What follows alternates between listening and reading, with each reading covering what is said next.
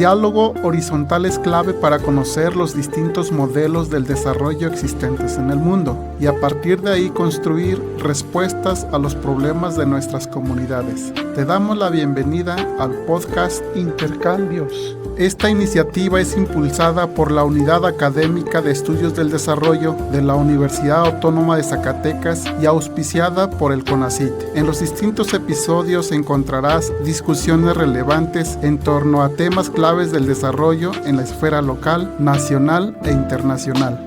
Niyolistlahtoli ixtlapaltik tlauel moneki tlan se kineki kixmatis se machiotl tlen temoskalistli onka paniuei tlaltepaktli uan ihkino se tlanankilis tlen kualantli kipia topilaltepetzitzi. Kuali ximopanolti pani tlatzkinamakilistli ixnamiktlahtoli. Nipiltequitzi kipeualtia caltlamachtili Unidad Académica de Estudios del Desarrollo tlen Universidad Autónoma de Zacatecas uan mopaleuia iguaya CONACYT.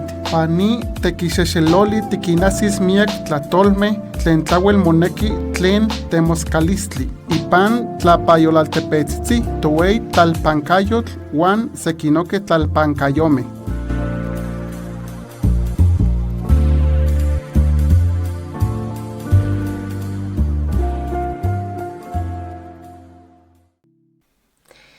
Bueno, un placer recibir a quienes hoy nos están acompañando. Estamos acá en un nuevo episodio de Intercambios, este espacio que tenemos en la Unidad de Estudios del Desarrollo de la Universidad Autónoma de Zacatecas.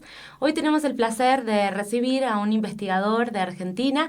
Él es Mauricio Berger, es investigador del CONICET, se especializa en temas justamente de nanotecnologías. Vino a visitarnos por un taller que ahora les vamos a comentar un poquito más.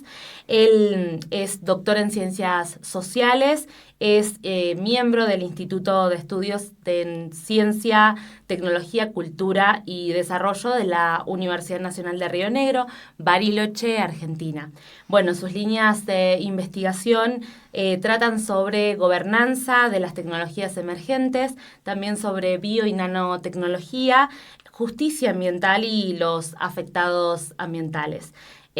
Un placer recibirte, Mauricio. Bueno, muchísimas gracias, Betiana, por la hospitalidad, a vos y a toda la Unidad de Estudios del Desarrollo.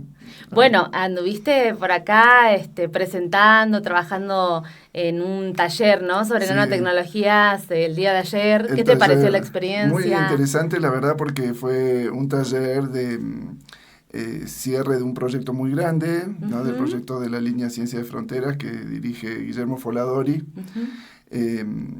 Y lo particular de este evento, que me pareció interesante, fue que tuvo como público participante a estudiantes de ingenierías, de ciencias ambientales, de ingeniería, creo que es electromecánica, computación, de los cuales también pudimos ver algunos pósters, sí. Ajá. Y bueno, la verdad que interesante el diálogo interdisciplinario, ¿no? Encontrarnos con otras áreas de conocimiento diferentes a las que estamos dentro de las ciencias sociales interdisciplinarias. Exacto. Porque precisamente en temas que tienen que ver con las tecnologías emergentes es la vía, ¿no? Que tenemos que recorrer, ¿no? Los desarrollos biotecnológicos, nanotecnológicos, de la convergencia tecnológica, ¿no? Inteligencia artificial, ciencia de datos, son objetos bien complejos, ¿no? Objetos tecnológicos bien complejos y por lo tanto requieren eso, una conversación multidisciplinaria, interdisciplinaria, transdisciplinaria. Y muy presentes, ¿no? En la actualidad también, sí. Son debates en auge, ¿no? Totalmente. Aunque, bueno, obviamente hay muchos desafíos para esa conversación interdisciplinaria. Bueno, un poco la presentación que compartí tuvo que ver con eso, ¿no? Con un trabajo que estamos haciendo en Argentina, donde lo que estamos tratando de hacer es ampliar un poco las relaciones, los abordajes y las problematizaciones sobre el desarrollo nanotecnológico en Argentina. Wow. ¿No? Una tecnología que no es nueva relativamente. La nanotecnología como esta capacidad de operar, ¿no? Sobre las propiedades físico-químicas de la materia a partir de una manipulación a escala nanométrica, es decir, átomo por átomo de los materiales, ¿no? Nos parece de ciencia ficción, pero no lo es. Ya se están desarrollando un montón de productos con aplicaciones en energía, en telecomunicaciones, en salud, en agricultura. Entonces hay temas que son bastante sensibles a la experiencia que tenemos en América Latina, ¿no? Claro. Por ejemplo, con las biotecnologías, ¿no? Claro. Bueno, de ahí... Bueno, en esto que estás comentando, me gustaría saber un poco, acerca de tus temas de investigación, porque recién mencionábamos las líneas de investigación sobre las que actualmente, digamos, estás involucrado, trabajás, y hay un concepto que es el de justicia ambiental, y a mí me gustaría preguntarte, ¿no? De qué se trata y qué relación tiene, con lo que hoy nos convoca, ¿no? Que es un poco la discusión acerca del desarrollo. Entonces, si nos pudieses como comentarle acá a la audiencia Sí. esto.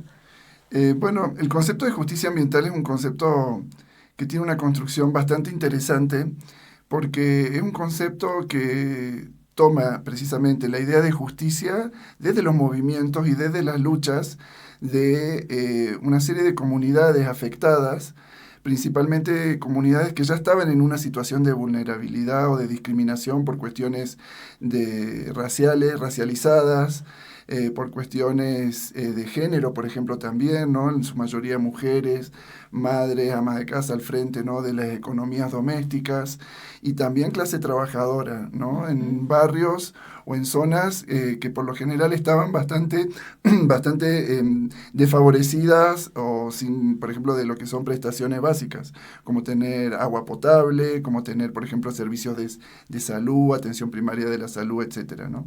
Entonces, el concepto de justicia ambiental toma esta idea de la justicia denunciando en primer lugar que los impactos de la industria, ¿no? De distintos tipos de industrias, o los impactos de los distintos emprendimientos extractivos, ¿no? Pensando en América Latina, ¿no? La megaminería, el agronegocio, también la construcción de por ahí grandes represas u obras de infraestructura, impactan desigualmente sobre estas comunidades, ¿no? Entonces, en primer lugar, la idea de justicia ambiental tiene una idea que reclama una distribución más justa, ¿no? De los beneficios, no en el sentido de los beneficios de los emprendimientos, sino de los maleficios de la contaminación o los impactos que hay en lo que tiene que ver con la destrucción de la biodiversidad, la afectación de la salud, etcétera, ¿no? Entonces hay una dimensión así que tiene que ver con reclamar una reparación de esos daños.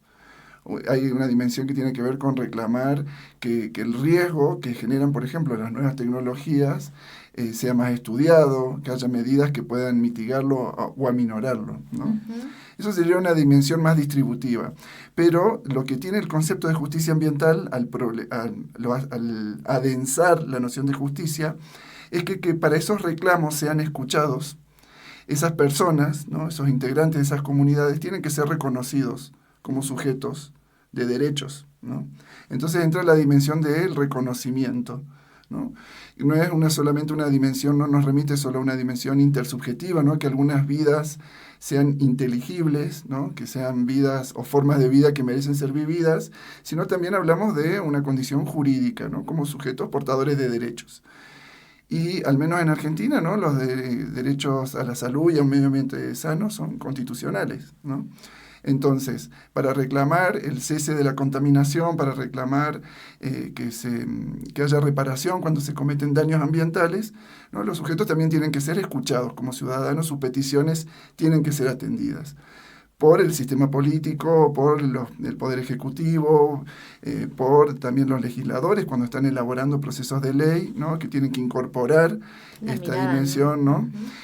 Y también, y sobre todo teniendo en cuenta que en América Latina, en México también especialmente, ante la falla, digamos, de actuación de los poderes legislativos, ante la complicidad bastante manifiesta de los poderes ejecutivos con la industria extractivista, uh-huh. Se judicializan muchos de estos conflictos, ¿no? Se judicializan y en ese sentido el Poder Judicial también, ¿no? Tiene que poder incorporar con la legitimidad que tienen todas estas demandas, ¿no? Que a nivel jurídico no la está, pero sí a nivel de esta idea de justicia ambiental, ¿no? Queremos que nos escuchen, queremos sentarnos en la mesa donde se están definiendo políticas que nos afectan, ¿no? Nos impactan uh-huh. directamente, ¿no? Entonces, eso también lleva a otra dimensión que tiene que ver con esta idea de justicia ambiental, que es la dimensión de la representación política, ¿no? Entonces, reconocimiento que sea reparación, de derecho, reconocimiento y participación, ¿no? Representación política o participación, porque también vemos que las demandas ambientales en general, si bien ahora en toda América Latina hay un auge, hay un crecimiento muy grande, todavía estamos lejos, digamos, de que las agendas políticas tomen realmente en serio la cuestión. Si bien los gobiernos dicen que tienen políticas ambientales, las empresas se declaran responsables ambientalmente, ¿no? Hay distintos tipos de ambientalismo, distintos tipos de discursos ambientales. El discurso de los afectados es uno muy potente, ¿no? Y que desafía realmente en una protección efectiva de derechos. Claro, y quizás no es mucho más, digamos, tiene otro enfoque quizás en relación a otras miradas, ¿no? Como las que se les denomina el capitalismo verde, Totalmente, ¿no? el capitalismo verde, el llamado evangelio de la ecoeficiencia, ¿no? Claro. Y también varios comportamientos ambientalistas que no están mal, por ejemplo, cuidar el agua a forma individual, no arrojar basura en la vía pública, pero son comportamientos individuales, ¿no? Y tenemos que pensarlo también en la dimensión más colectiva y más política y de dimensiones bien complejas que tenemos en nuestras sociedades hoy, ¿no? Qué interesante. Y te iba a decir ahí justamente en relación a la idea de desarrollo, lo que están denunciando los afectados ambientales es que la suspensión sistemática de derechos, la exposición permanente a situaciones de contaminación ambiental, ¿no? En el caso de las poblaciones afectadas por el uso masivo de agrotóxicos, ¿no? Sobre todo donde se expande la frontera de la soja transgénica o de los cultivos transgénicos en toda América Latina, ¿no? Bueno, acá en México ahora la cuestión, ¿no?, del glifosato, que tanto Perú como México, ¿no?, con moratorias, ¿no?, para la introducción masiva de estos venenos, que en el cono sur podemos dar cuenta de los cuantiosos daños. Están denunciando que, bueno, eso, entre la contaminación y la suspensión de derechos, están viviendo en unas zonas de sacrificio ambiental. Es un concepto muy fuerte y que al concepto de desarrollo lo pone en jaque, ¿no? Claro. Porque donde hay víctimas de ese desarrollo, ¿no?, hay zonas de sacrificio ambiental, entonces, como dice Maristela Vampa, ¿no?, hay un mal desarrollo, ¿no? Entonces, si hay zonas de sacrificio ambiental, no podemos pensar que ese desarrollo puede ser beneficioso. No se tienen en cuenta las cantidad de externalidades ambientales, ¿no? Claro. No se contabilizan la cadena de externalidades ambientales y para hablar de que conllevan, ¿no? Exactamente. Claro. Y Mauricio, ahora consultarte, o sea, que nos puedas contar un poco, bueno, ¿cómo es este paso, no? Porque vos, previamente, digamos, en nuestra charla, también nos comentabas que hace 20 años vos estás involucrado, ¿no?, en las demandas ambientales o quizás desde estas perspectivas, ¿no?, de los afectados, como bien mencionás. ¿Cómo es ese paso hacia las tecnologías emergentes? O sea, que nos puedas contar un poquitito acerca de ese aspecto, cómo es que se va dando esa relación, ¿no?, entre dos marcos profundamente imbricados, ¿no? O sea, como muy vinculados y cómo llegan a vos, ¿no? Sí. La construcción que hacen los afectados ambientales es muy potente. Realmente hay una capacidad de generar conocimientos desde el compromiso con la defensa de la vida, de la salud, del ambiente, y desde esos contextos cotidianos que son muy exigentes, ¿no? Yo tuve la suerte de formarme. Yo digo que mi título de doctorado no solamente me lo dio la Universidad de Buenos Aires, sino también me lo dieron el Grupo de Madres de Barro Ituzaingó Anexo, con quien he trabajado las luchas ambientales del Paren de Fumigar en Córdoba y en Argentina. Eso te iba a preguntar, ¿en qué provincia? Sí, en Córdoba es como el corazón del agronegocio en Argentina y también es el corazón de las luchas, porque realmente la posibilidad y la capacidad desde la autopercepción del daño a dar un salto al espacio público, ¿no?, organizarse. Y ahí hay una cuestión que tiene que ver con lo que hemos estudiado como dentro de lo que son las acciones colectivas, las acciones de autoorganización ciudadana, la tematización, ¿no?, que es hacer de una cuestión que estaba como no problematizada un problema público, ¿no? Entonces esa cuestión de los problemas públicos, visibilización, que reclamar a las autoridades, que las autoridades tengan que decir algo al respecto, ¿no? Claro. Entonces, al principio negaban el problema, después no lo pudieron negar más, entonces tuvieron que salir a decir, bueno, depende, en el caso de los agrotóxicos, ¿no? Depende de cómo se apliquen, si hay peligro o no, argumento que también fue rebatido, ¿no? Y sin embargo, dentro de esa tematización a mí me llamó mucho la atención que, por ejemplo, una cuestión que tiene que ver con la biotecnología agropecuaria, ¿no? La agrobiotecnología, era una cuestión que, a diferencia de Brasil y de Argentina, donde tempranamente la cuestión de la aprobación de transgénicos fue tematizada, fue denunciada, fue resistida por las organizaciones, claro, por los movimientos campesinos, por los movimientos de profesionales médicos independientes, ¿no?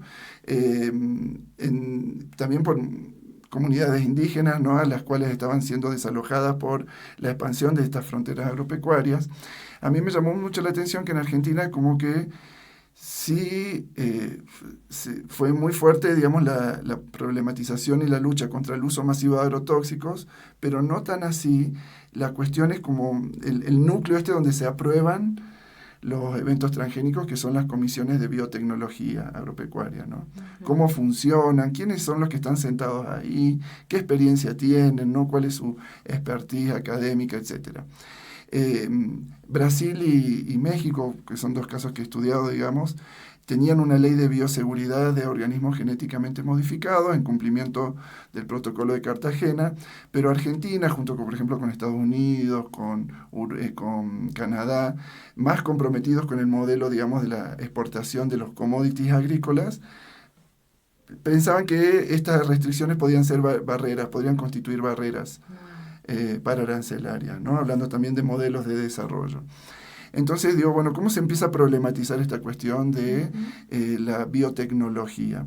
Y el uso de estas tecnologías emergentes, las estructuras de gobernanza, es decir, son comisiones nacionales, pero a su vez hay flujos, ¿no? De políticas que están ya internacionalizados, transnacionalizados, que tienen que ver con las políticas de regulación basada en la evidencia científica de los organismos genéticamente modificado, o principios de equivalencia sustancial, por ejemplo, un organismo transgénico es igual a uno no transgénico, ¿no? Y son todos argumentos que, cuando nos ponemos a ver todas estas estructuras de gobernanza, de instituciones multiactorales, ¿no? Nos encontramos que, bueno, hay centros, ¿no? Que definen estas políticas y sus argumentaciones, ¿no? Entonces, enarbolar el principio precautorio, que es un principio, digamos, que tiene que ver con que la falta de certeza sobre lo que pueden ocasionarnos las tecnologías, en este caso la biotecnología, no pueden impedir una tutela de protección de la salud y de la biodiversidad, ¿no? Entonces, un poco por ese lado el salto a empezar a pensar los argumentos y los marcos de regulación de estas tecnologías. Un campo muy interesante también para estudiar, que es el campo de la ciencia regulatoria, porque lo que se ve ahí son dispositivos, ¿no? Los comités de expertos. Y ahí cuando eso te iba a preguntar, ¿no? ¿Cuáles son las voces autorizadas para decir que sí y que no? Obviamente vienen con títulos, con formaciones, son todos, por así decirlo, genéricamente doctores en biotecnología, pero también es interesante ver, cuando se han hecho estudios más pormenorizados, las puertas giratorias, ¿no? ¿Puertas giratorias podrías explicarlo? Puertas giratorias es un concepto así como, hay toda una gramática, ¿no? Hay todo un diccionario de la justicia ambiental, y las puertas giratorias tienen que ver con esto de que, por ejemplo, en lugares públicos ocupan puestos personas que antes habían ocupado lugares en corporaciones muy interesadas o con mucho interés en el desarrollo de la biotecnología, ¿no? Perfecto. Y esas personas después estaban tomando decisiones. Tomando decisiones, y entonces se forman hay las puertas giratorias, ¿no? Es decir, bueno, de la corporación al organismo público regulador, ¿no? Claro, claro. Y bueno, un poco la deriva entre las bio y las nanotecnologías, como para sintetizar, porque si no podríamos extendernos. Sí, todo el día. Pero tiene que ver con que si bien ya la biotecnología logró ser tematizada, visibilizada, se problematizó, la nanotecnología es algo mucho más desconocido todavía, ¿no? Y si en el caso de la agrobiotecnología podíamos por lo menos identificar una comisión de expertos y la exclusión de otros saberes, ¿no?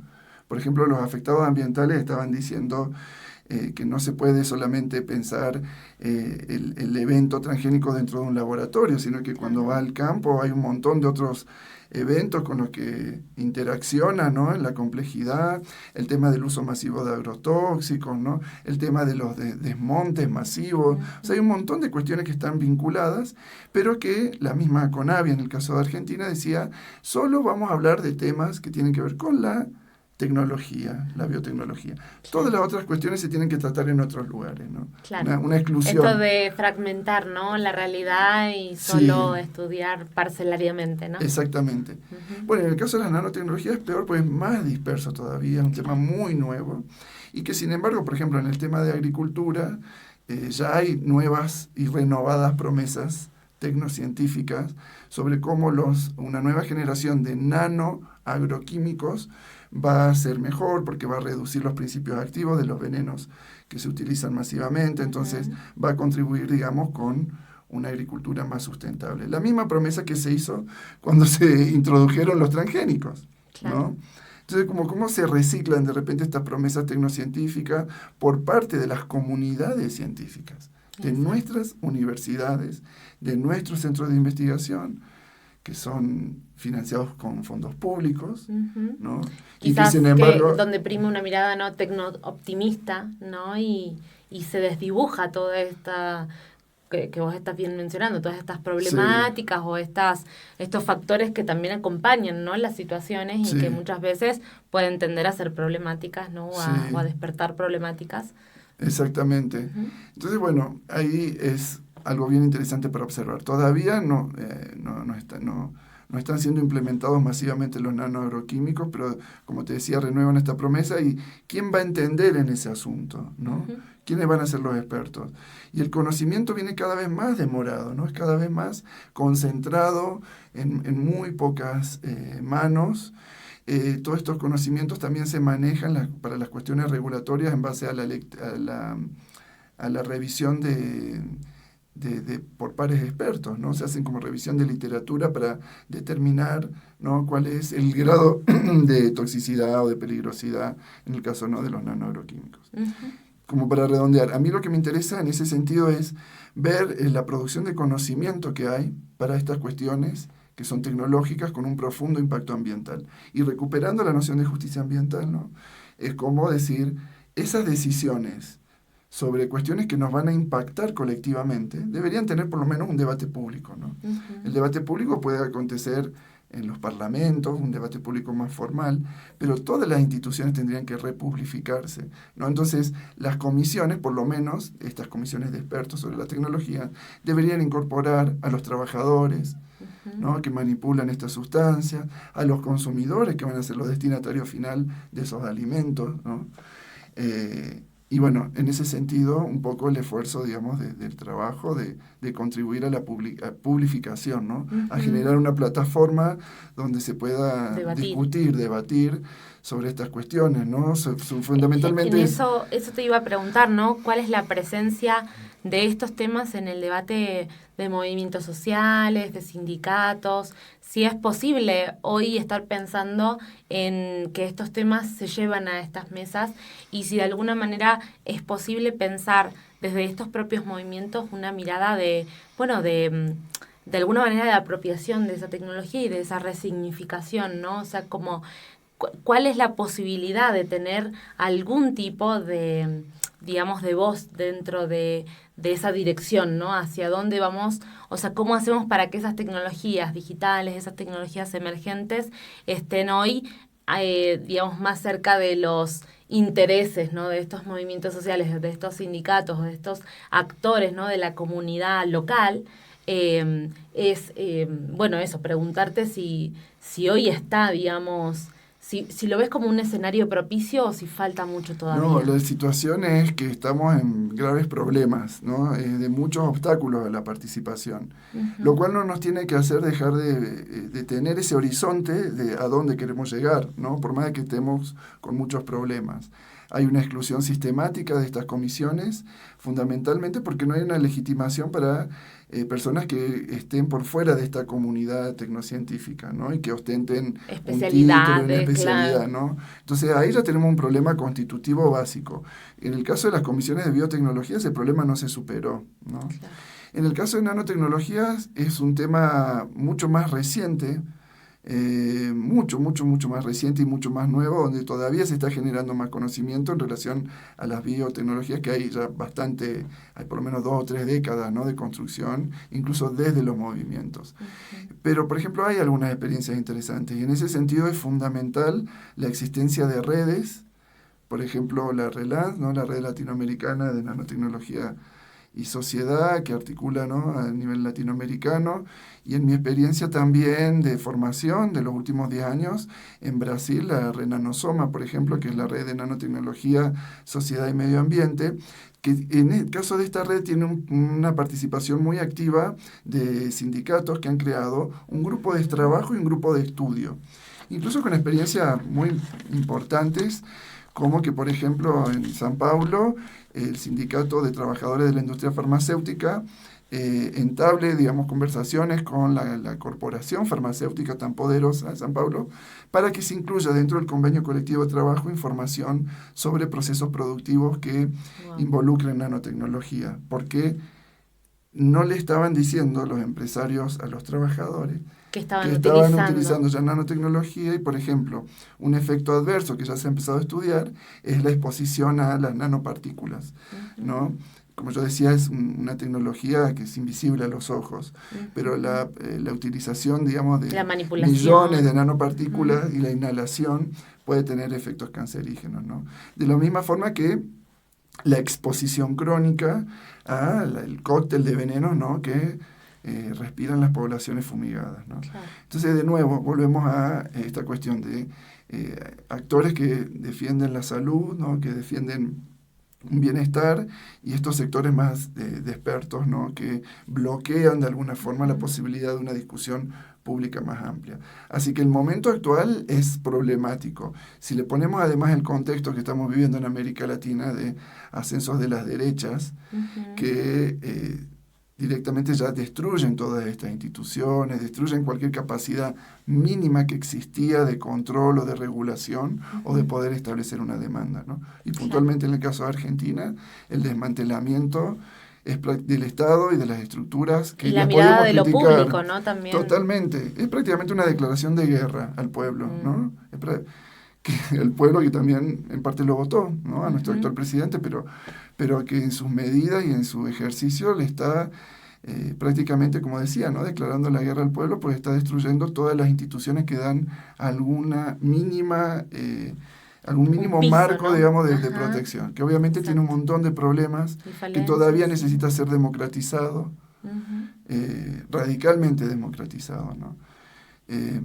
Qué interesante esto que estás mencionando, porque bueno, una de las últimas, sabemos que este debate va a continuar y ojalá que pueda seguir visitándonos acá en México y especialmente en Zacatecas, en la Unidad de Estudios del Desarrollo, pero para terminar, ¿no?, preguntarte qué tipo, o sea, estos temas que estás comentando son temas que de algún modo caracterizan el contexto latinoamericano actual, entonces preguntarte acerca de los desafíos que observás desde tu práctica profesional, desde tu práctica académica permanente, ¿qué desafíos y qué perspectivas observás sobre estos temas y principalmente, digamos, hacia el futuro, pensando de que ya entramos de lleno a esta cuarta revolución industrial, a esta industria 4.0, ¿no?, que son un poco quizás los grandes marcos, ¿no?, desde el orden o desde el discurso más hegemónico que hoy se nos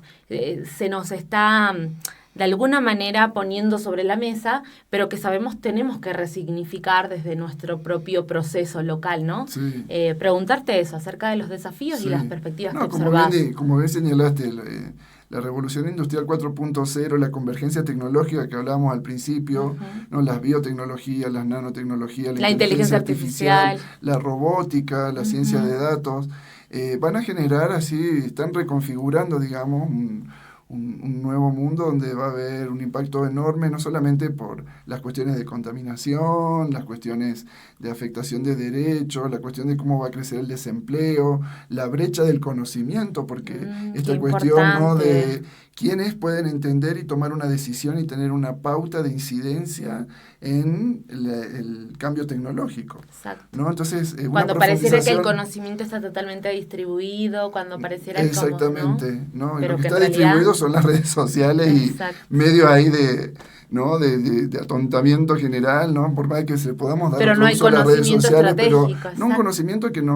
realmente nos ayude, digamos, a empoderar, digamos, esas decisiones y esa incidencia, ¿no?, en la toma de decisiones. El panorama es bastante complicado, además, por lo que decías de las cuestiones de avances de gobiernos de derecha, destituidores de derechos, de garantías, con cuestiones bien conservadoras, ¿no?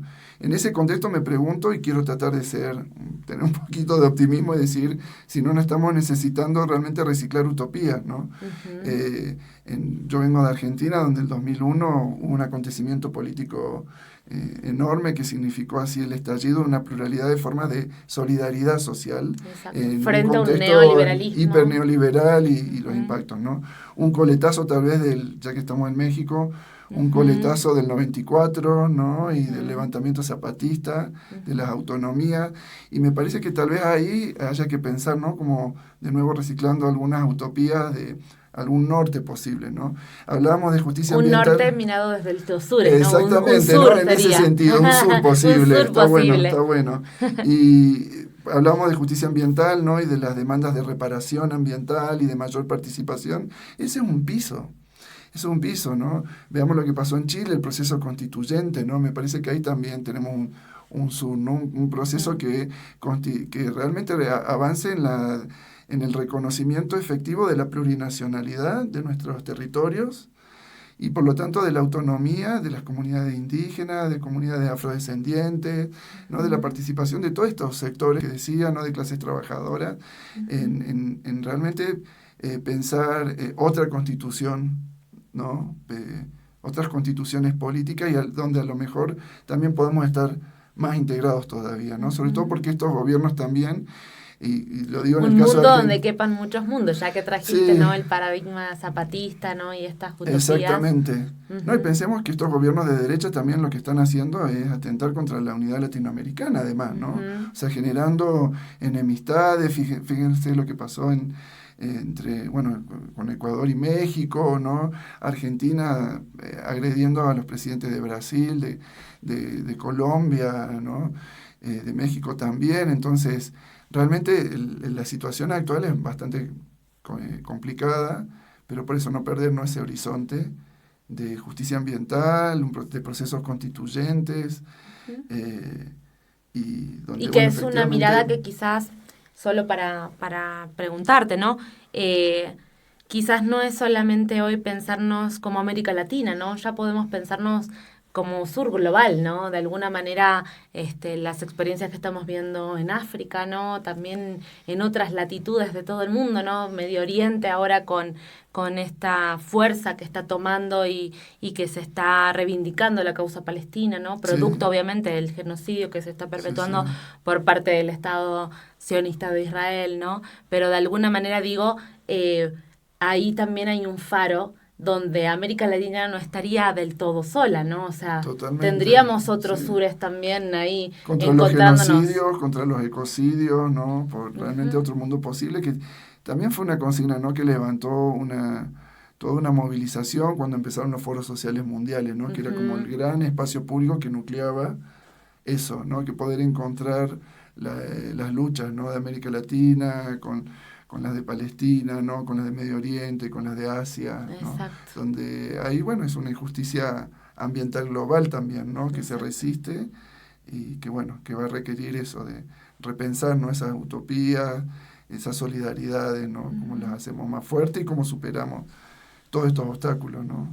De a uno por vez, tal vez. De a uno por vez, exactamente. O todos. O todos juntos ahora, ¿no? También que los movimientos también a veces se ven en esa situación, ¿no? Sí, exactamente. Pero también me parece que hay que pensar otros tiempos, porque los problemas que estamos teniendo son nos van a exigir eso, ¿no? Nos están exigiendo eso, pensar en distintos tiempos también. Exacto, bueno, exacto. Y que no necesariamente es el tiempo quizás el dominante, ¿no? Que en ese tiempo dominante uno lo que ve es justamente esto que estamos mencionando, ¿no? Como ese tiempo más de muerte, si se quiere, ¿no? Hablando en esto de vida y muerte, ¿no? La tendencia, digamos, hacia donde van los procesos quizás más de corporaciones globales, más de monopolios, donde vemos un proceso mucho más crítico, ¿no? Porque la crisis de algún modo global se va agudizando cada vez más. Vemos dos grandes polos emergentes, ¿no? Por un lado, un polo quizás más atado al eje angloamericano, digamos, con Estados Unidos a la cabeza, y otro polo quizás más ligado digamos, a lo asiático, pero desde esa mirada no dominante también de una mirada desde China, ¿no? Me lo veo, digamos, como grandes contradicciones, pero digo, ¿dónde está la mirada esta de los sures, de los pueblos, para encontrarse desde otro lugar, ¿no? No necesariamente desde esos proyectos que de algún modo dejan cada vez más hambre, más marginados, más justamente desastres ambientales, que sabemos las nuevas generaciones son de algún modo quienes van a recibir, ¿no? Esos productos, ¿no? O sea, esos resultados de las acciones que hoy tendríamos que estar, ¿no? Debatiendo, discutiendo y teniendo en agenda, ¿no? Muchísimas gracias, Mauricio, gracias por compartirnos. No sé si querés dejarnos algunas palabras finales, algunas reflexiones ahí para, bueno, quienes están observando o quienes siempre se conectan, digamos, a estas propuestas, ¿no? Que hemos construido, por lo menos esto, de debates desde lo virtual, desde lo digital, pero que hablan de algún modo para encauzar las acciones reales, ¿no? Las cotidianas que llevamos adelante en nuestros territorios. Si nos querés dejar algún mensaje. Eso, que nos podamos seguir encontrando, que pueda haber más movilidad, ¿no? De todo tipo, encuentros, porque bueno, en esas redes es que nos fortalecemos, ¿no? Redes de todo tipo, ¿no? Y bueno, también construir, ¿no? Entre esas redes no son solamente redes académicas, redes de lucha, sino que se puedan imbricar, ¿no? Que realmente podamos hacer una movilización, ¿no? Que tenga ese horizonte, ¿no? Más constituyente, ¿no? Que, como decía, ¿no? Que tiene distintas escalas temporales, obstáculos a superar, pero que nos encuentra, digamos, con una perseverancia, ¿no? Con una convicción. Y eso es lo que tienen los afectados ambientales, al menos lo que he aprendido con ellas, con ellos, y lo que nos sostiene, ¿no? Así que... Muchísimas gracias. Bueno, y nuevamente agradecemos a quienes se han conectado. Ha sido un placer tenerte y ojalá podamos volver a encontrarnos acá. Bien, gracias. Muchísimas gracias.